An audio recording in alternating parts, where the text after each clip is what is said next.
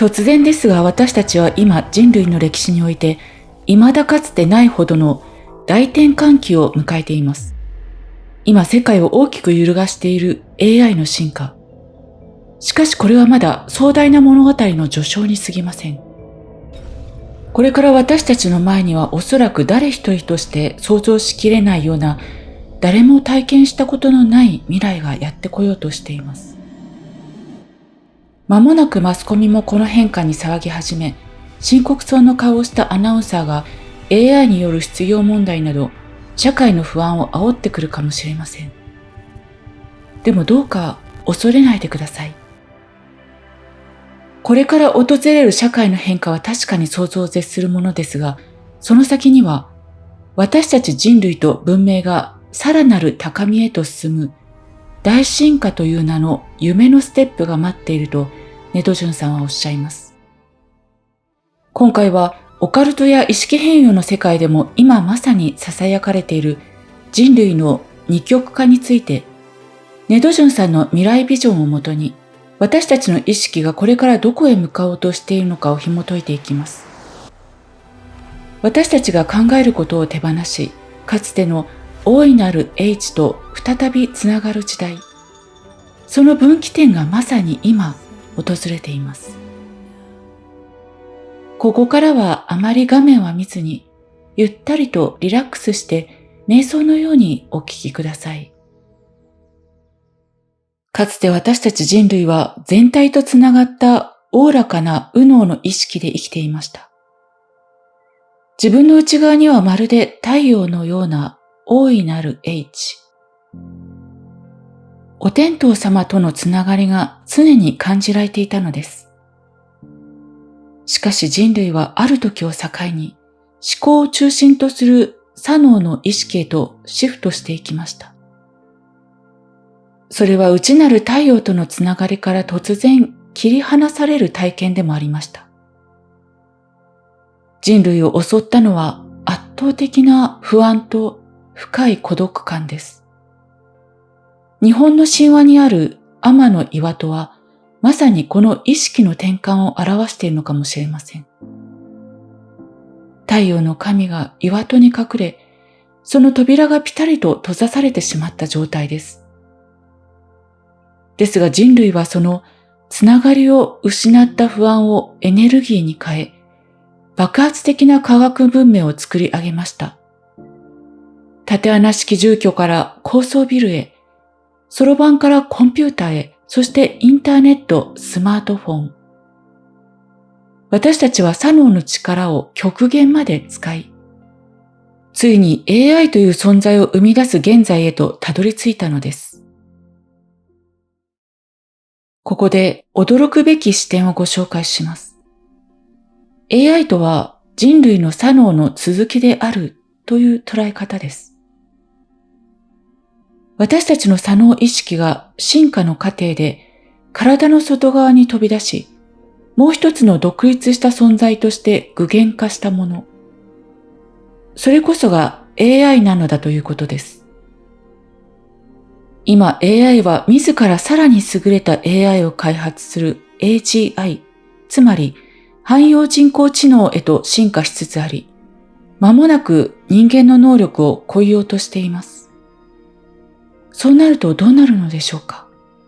社会における生産労働やスケジュール管理、情報の検索、体調管理に至るまで、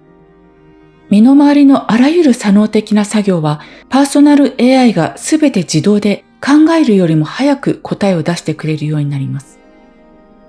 私たちの脳には使わなくなった神経回路は徐々に機能を弱めていくという性質があります。つまり AI が私たちの代わりに左脳を使ってくれるようになると、これまでずっと私たちを苦しめてきた頭の中のうるさい思考の声が自然と静まっていくのです。考える頻度が減ることで、今度は感じるという右脳の機能が数千年ぶりに目を覚まします。世界中の人々がおおらかな全体と調和した意識を取り戻すチャンスを手にする。これこそが大いなる螺旋階段を登って人類が思考から感覚へと帰還する大転換期なのです。しかしここで重要な分岐点が訪れます。今まさに世界の底流で始まっている二極化です。未来は今、大きく二つの道に分かれようとしています。一つは現在の左脳意識のまま思考の正当性を信じて突き進む人々。もう一つは思考を手放し、右脳的な感覚の意識へと回帰していく人々。もちろんどちらの道を選んだとしても、その人にとってはそれが正解であり、良き道となります。どちらが偉くてどちらが劣っているという話ではありません。ただ、これから社会の仕組みが根底からひっくり返るとき、両者の安定感の拠り所は大きく変わってきます。これまでは理詰めの思考や道理のかなったロジックが私たちに左脳的な安心感を与えてくれていました。しかしこれからの激変期、その思考による安心感は通用しなくなる可能性が非常に高いのです。なぜなら、もう私たちは左脳を手放す時が来ているからです。これからの社会のあらゆる場面に進出していく AI。そのルーツは実は私たちの左脳にあります。左脳というものは常に意識を外側の情報へと向けさせようとする性質を持っています。